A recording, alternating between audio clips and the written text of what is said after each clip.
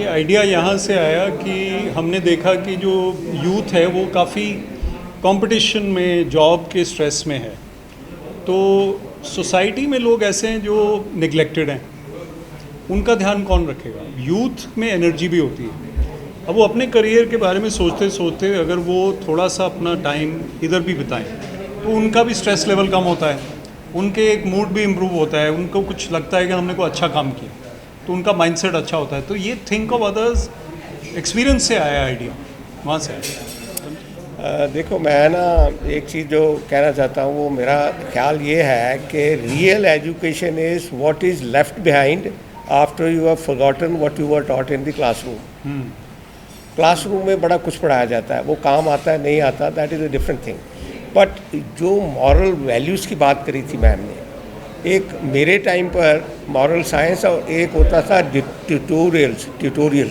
Tutorials में क्या होता था कि informal discussion between the teacher and the taught learner. हम लोग ज़मीन पर बैठ जाते थे और हमारे टीचर जो है ना वो बैठ के, चाहे दरख्त के नीचे या कहीं जगह, I am from a village so obviously, तो वहाँ बैठ के ना we could talk also about our families, about our brother sister, घर की प्रॉब्लम, फैमिली। वो ट्यूटोरियल जो है सिस्टम ख़त्म हो गया, मॉरल साइंस वो चीज़ जो है ख़त्म हो गई।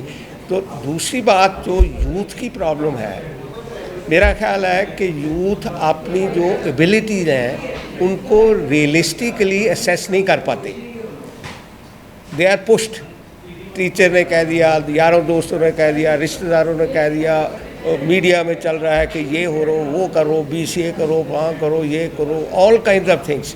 दे are not able to assess their own abilities. Actual के क्या है मेरे पास। Everyone can not become IAS, हर कोई ना इंजीनियर बन सकता है, ना डॉक्टर बन सकता है, शायद वो कुछ और बनने के काबिल है।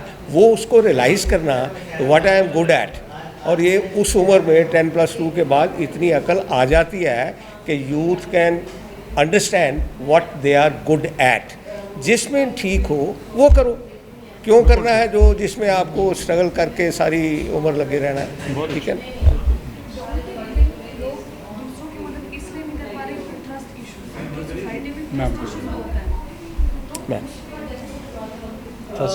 जैसे ट्रस्ट इश्यूज भी क्यों है, अगेन लैक ऑफ कंपैशन है ना। अगर आप बेसिकली सब कुछ जो है ना वो घूम फिर के लैक ऑफ कंपैशन पे ही आ जाता है।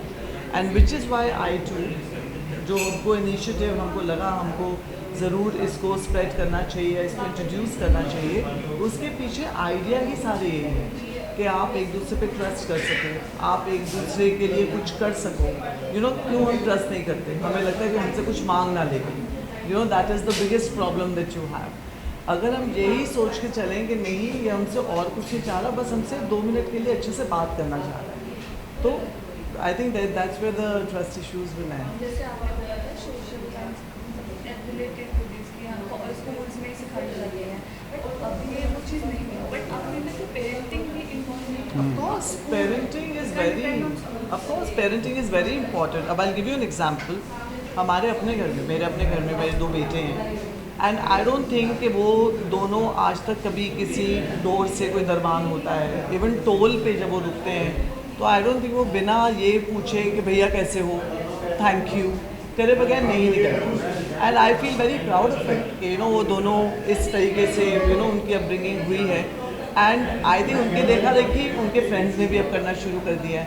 एंड आई ऑलवेज से कि जब आप एक दरबान को थैंक यू बोलते हो, उसके फेस पे इमीडिएटली एक स्माइल आ जाती है, बिकॉज ही प्रॉबली फील उसको पूरा दिन वो वहीं पे खड़ा है, लेकिन किसी ने एफर्ट नहीं की उसके साथ उसको कुछ बोलने की, उसके साथ एक एफर्ट भी करने की, कुछ बात करने के लिए।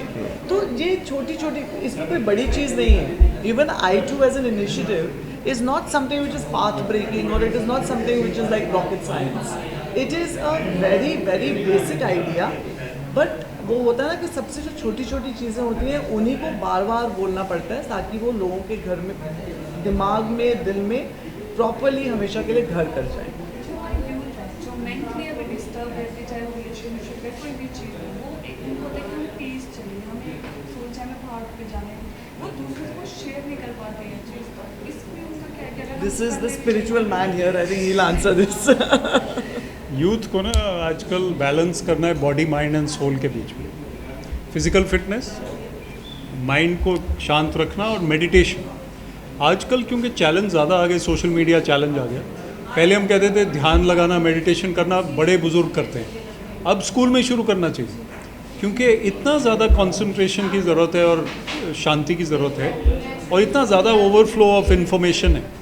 तो प्रेशर्स को कम करने के लिए meditation twice a day, physical fitness पे फोकस, ऑल्सो अपना माइंड को शांत रखने के लिए और जो भी एक्टिविटी, अच्छी कॉन्वर्सेशंस, क्रिएटिविटी, आर्ट एक्सेट्रा। ठीक है, Excuse my, just a minute, may I add? Please. See, we are living in the worst of the time and the best of the times simultaneously. अभी worst of time भी है और best of time भी है, because of various reason, वो मैं नहीं जाऊँगा उसमें। और हर आदमी, चाहे सीनियर हो मेरे जैसे या आप जैसे बच्चे हों, everyone is under so much of avoidable stress, है ना।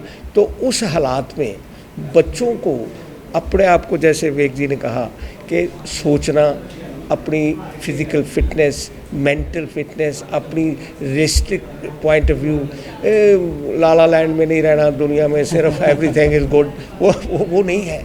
Life is struggle, life is tough, it has to be handle, you have to prepare your self for that, for the future. तो इसलिए तगड़ा होना, अपने आप को तगड़े करना, that is part of your learning, that is part of your growth. तो वो तो सीखना पड़ेगा ना। हमारे कर्नल साहब कितने मॉडर्न है, लाला लैंड जैसा वर्ड यूज़ कर रहे हैं। अच्छा, मैं one health Me, I and myself don't think about others. Don't think first we think about ourselves. then No, we have to think of ourselves. Definitely, we have to think of ourselves. Very love But yourself. we have to also think of others. We have to have space for others. Otherwise, only thinking of yourself, you will become very egocentric and dull. ये खुशी आपको तब मिलेगी जब दूसरों के चेहरे पे स्माइल, जैसे मैडम ने भी बताया, वो तब आपको एक फुलफिलमेंट मिलेगा। You can make a life, तो आए पहले अदर्स एंड में। You can make a life while making a living and living your own life. जो कुछ कर रहे हो वो भी करो, उसके अलावा उसके साथ साथ you can make a life by being good to others. Absolutely, do good, be good. एक वो स्लोगन होता था ना सर, ईच वन टीच हाँ, each one teach one. You know, so similarly. हाँ जी, फिर हो गया। Thank you. Thank you very much.